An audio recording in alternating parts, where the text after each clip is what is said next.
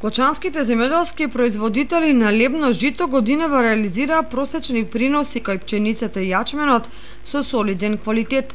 Родот варира од полскиот и планинскиот реон, за што негативно влијание имаше долготрајниот сушен период. Според податоците од терен, приносот кај јачменот се движи околу 2600 тони по хектар кај индивидуалните земјоделци, додека фирмите остварија нешто повисок до 3 тони по хектар.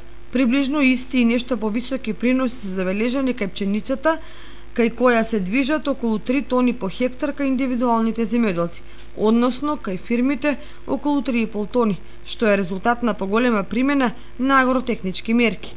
Жетвата на јачменот е при крај и досега се оженеани 90% од вкупно 3750 хектари.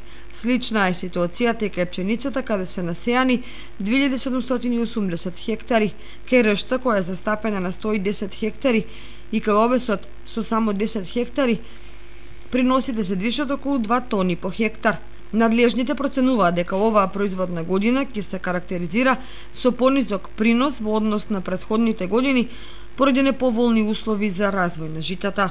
Очекувањата на земјоделците се дека и годинава ќе биде откупено целокупното производство.